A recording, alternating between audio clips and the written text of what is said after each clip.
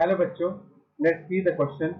Calculate the pH of 1.0 into 10 to power minus 3 molar sodium phenolate NaOC6H5 Ka4SOC6H5 is 1.05 into 10 to power minus 10।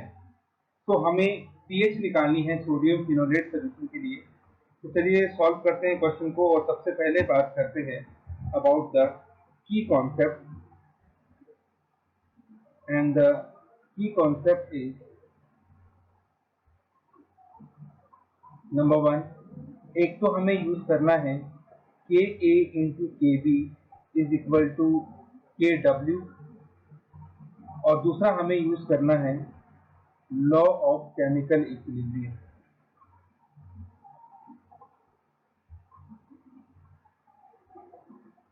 ये दो concept को use करके हम इस question को सॉल्व करेंगे।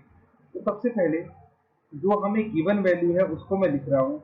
गिवन है के A is equal to 1.05 into 10 to power minus 10। अब अकॉर्डिंग टू की कॉन्सेप्ट के ए इंटू के बी हमारा के डब्ल्यू के इक्वल होता है।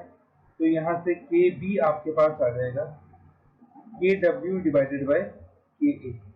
के डब्ल्यू की वैल्यू होती है 10 टू पावर माइनस 14, और के ए हमारे पास है 1.05 इंटू 10 टू पावर माइनस 10। इसको हम सॉल्व करेंगे तो ये आएगा लगभग 100 बाय 105 इंटू 10 की पावर माइनस 4। ये आ जाएगा 0.95 इंटू 10 टू पावर माइनस 4। तो ये हमारे पास के बी जो है वो लगभग आ जाएगा 1 इंटू 10 टू पावर माइनस 4। तो हमारे पास के बी की वैल्यू आ चुकी है। अब जो हमें सॉल्ट दिया गया है उस सॉल्ट के लिए हम पहले तो इक्विलिब्रियम लिखेंगे।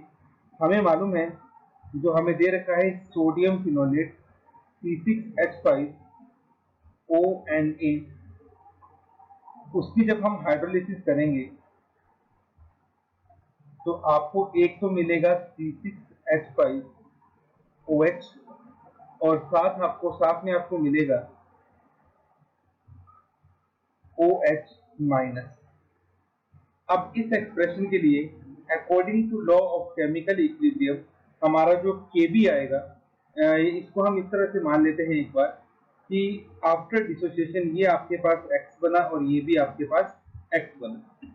अब इस इक्वेशन के लिए अगर हम Kb लिखें तो Kb हमारे पास आ जाएगा C6H5OH into concentration of OH minus divided by concentration of C6H5ONa।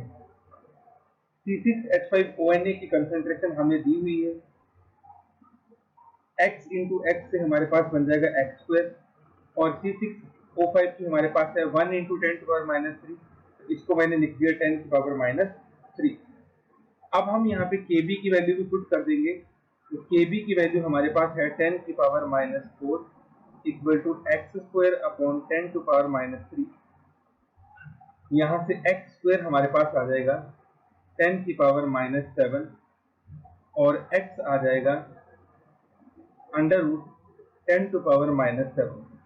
अब ये जो 10 to power minus 7 under root है, इसको हम लिख सकते हैं 10 इंटू 10 टू पावर माइनस 8।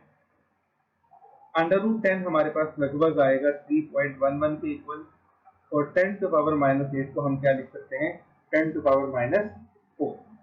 तो ये हमारे पास आ गई वैल्यू x की। अब x हमारे पास इसकी कंसेंट्रेशन थी OH माइनस की, तो OH माइनस की कंसेंट्रेशन हमारे पास आ गई 3.11 इंटू 10 टू पावर माइनस 4।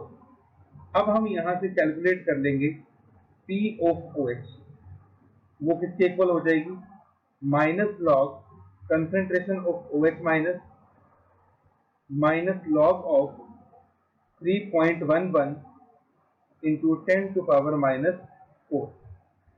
तो ये हमारे पास आ जाएगा minus log of 3.11 plus 4 log 10। अब हमारे पास जो लॉग 3.11 है, उसकी वैल्यू हमारे पास रहती है 0.49 के इक्वल। तो इसको हम पुट कर लेंगे 0.49 प्लस 4 माइनस में होगा ये, और ये वैल्यू हमारे पास आ जाएगी। हम इसको यहाँ पे सॉल्व कर लेते हैं 4.00.49, तो ये आ जाएगी 3.51 के लगभग ये वैल्यू हमारे पास आ जाएगी। ठीक है, अब ये तो हमारे पास आ गई P ऑफ OH। हमें पता है pH plus P of OH किसके इक्वल होता है, 14 के। तो यहाँ से हमारे पास pH कितना आ जाएगा, 14 माइनस 3.51, और ये वैल्यू हमारे पास 11.5 के लगभग आ जाएगी। तो ये आपके पास pH की वैल्यू आ गई 11.5। Hope you understood it well. Best of luck. Thank you.